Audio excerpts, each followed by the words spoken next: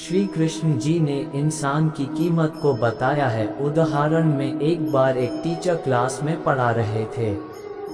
बच्चों को कुछ नया सिखाने के लिए टीचर ने जेब से 100 रुपये का एक नोट निकाला।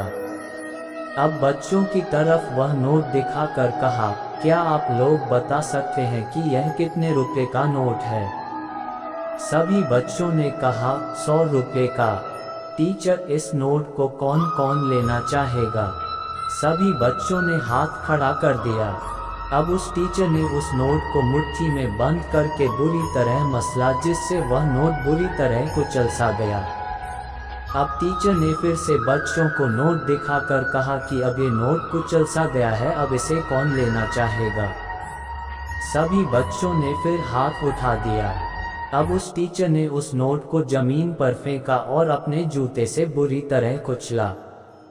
फिर टीचर ने नोट उठाकर फिर से बच्चों को दिखाया और पूछा कि अब इसे कौन लेना चाहेगा? सभी बच्चों ने फिर से हाथ उठा दिया।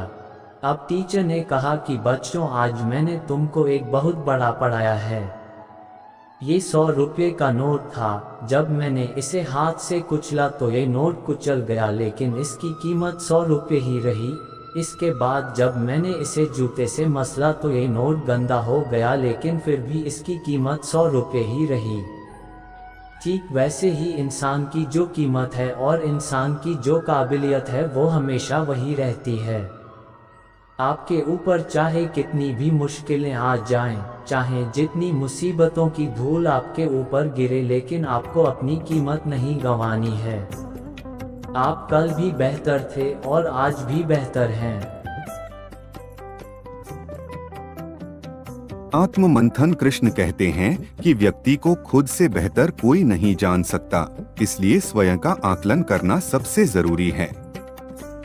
जो भी व्यक्ति अपने गुणों और कमियों को जान लेता है, वह अपने व्यक्तित्व का निर्माण करके हर काम में सफलता प्राप्त कर सकता है।